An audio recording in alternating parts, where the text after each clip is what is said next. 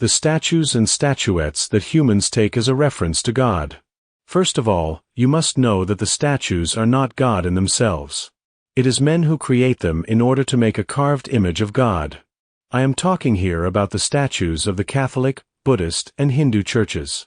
First of all, you must know that God reproaches and forbids all representations of Him in carved images. He writes in the Bible in Exodus 20 verse 3-6, "You shall have no other gods before me. You shall not make for yourself a carved image, or any likeness of anything that is in heaven above, or that is in the earth beneath, or that is in the water under the earth. You shall not bow down to them or serve them. For I, the Lord your God, am a jealous God, visiting the iniquity of the fathers on the children to the third and fourth generation of those who hate me, and showing mercy to thousands of those who love me and keep my commandments." This includes not only God, but graven images of all that is heavenly and hellish. We are talking about angels, the devil, demons, jinn, but also God Himself. It is written in the story of Abraham, Surah 21, 51-73, "Indeed, we put Abraham on the straight path before. And we had good knowledge of it. When he said to his father and his people, 'What are these statues to which you cling?' They said, 'We found our fathers worshipping them.' He said, 'Certainly, you and your fathers were in clear error.'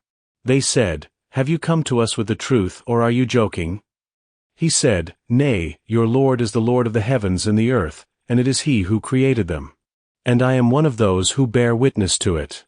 And by Allah, I will certainly use cunning against your idols after you have gone.' He smashed them to pieces, except for the greatest of them. Perhaps they would return to it. They said, 'Who has done this to our gods? He is certainly among the wrongdoers.' Some of them said, 'We heard a young man speaking ill of them. His name is Abraham.' They said, 'Bring him before the people that they may bear witness.' They said, 'Have you done this to our gods, Abraham?' He said, 'This is the greatest of them who has done it. So ask them if they can speak.' Then they changed their minds and said to one another, 'You are the wrongdoers.' Then they turned and said, 'You know that these do not speak.' He said, 'Do you worship besides Allah that which can neither benefit you nor harm you? O wickedness to you and to that which you worship besides Allah! Do you not understand?' They said, 'Burn it. Help your gods if you wish to do something for them.' We said, 'O fire! Be for Abraham a refreshing coolness.' They wanted to use cunning against him, but we made them the greatest losers. So we saved him and Lot to a land which we had blessed for all the worlds. And we gave him Isaac and Jacob, and we made them righteous people. We made them leaders who guided by our command. And we revealed to them to do good, to establish prayer and to give zakah. And they were worshippers of us." This narration speaks of Abraham and his confrontation with the worshippers of statues. I am an empirical person. What I observe through the ways of statues is animism. Humans attribute to statues a soul similar to that of God. They pray to these statues as if they were God. Indeed, in animism, God is everywhere and He is everything. That is to say that the particles of God, which we can call His soul, are found in all things and animate all things and all objects. This is how God is called nature, Nzambi. The particles of God are found in the mountains, on the earth, in trees and plants, in man, in woman, in terrestrial animals, celestial maritime animals, in the sea and oceans, in the making of man. This includes cars, planes, trains, robots, television, all technological devices and everything that exists. God is everywhere and in everything. The representations that man makes of God are no more God than man himself. But man has the impression of speaking to an intermediary who is God. Because man does not recognize himself in this intermediary, and he created this intermediary in order that he can worship him. I am mainly talking about Hinduism here, but also about Buddha statues. Catholics took these ideas of statuettes from their pagan Roman culture. These are traces that have remained.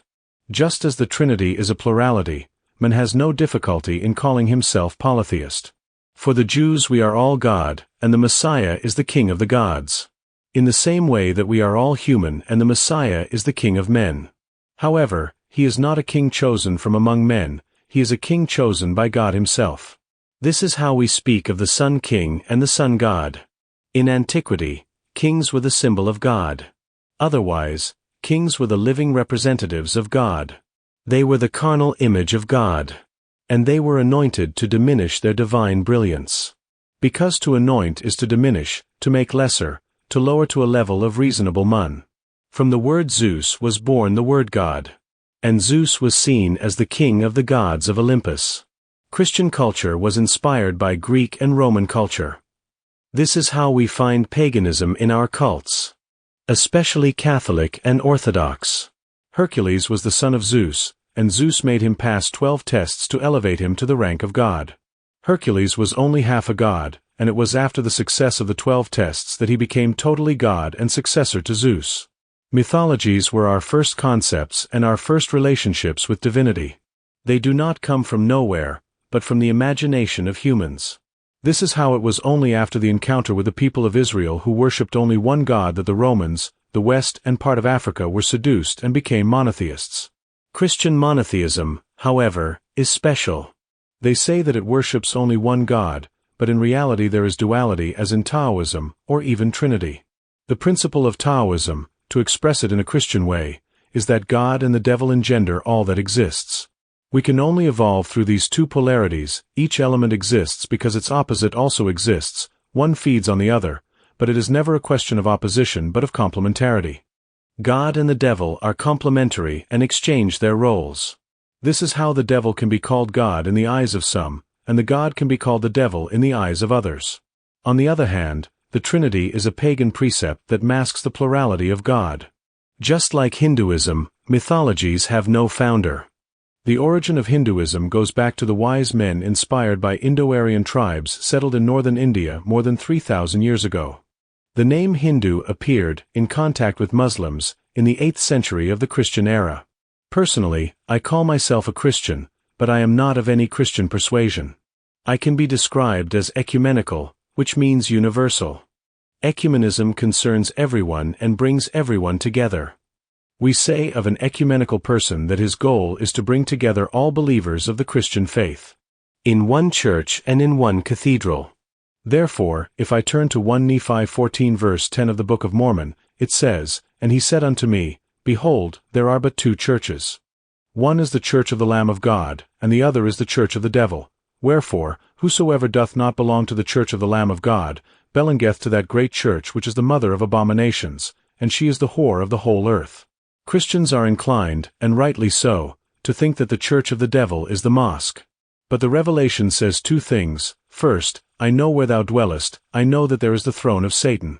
Thou holdest fast my name, and hast not denied my faith, even in the days of Antipas, my faithful witness, who was slain among you, where Satan dwelleth.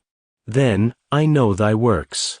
Behold, because thou hast a little power, and hast kept my word, and hast not denied my name, I have set before thee an open door, which no man can shut. Behold, I will make them of the synagogue of Satan, which say they are Jews, and are not, but do lie. Behold, I will make them to come and worship at thy feet, and to know that I have loved thee. Because thou hast kept the word of my patience, I also will keep thee from the hour of temptation, which shall come upon all the world, to try them that dwell upon the earth. John 11 verses 24 to 26. Martha answered him, I know that he shall rise again in the resurrection at the last day. Jesus said unto her, I am the resurrection and the life. He that believeth in me, though he were dead, yet shall he live, and whosoever liveth and believeth in me shall never die. Believest thou this? The day of the resurrection is the day of Christ. On the day of the resurrection we celebrate the resurrection of Christ. For to him is given the resurrection, and to us is given the reincarnation. Thus we live eternally in this eternal cycle which is life. Animism is the belief in a spirit, a vital force, which animates living beings, objects but also natural elements, such as stones or the wind, as well as the belief in protective genies. Animist statues made of brick and brack should not be dedicated to worship but to decoration only. The second commandment that Moses receives, in the law, is very clear. You will not worship any other god than Yahweh, and you will not make a graven image of me. The worshippers of statuettes are blasphemers and liars. So remove your statues from the churches if you are truthful.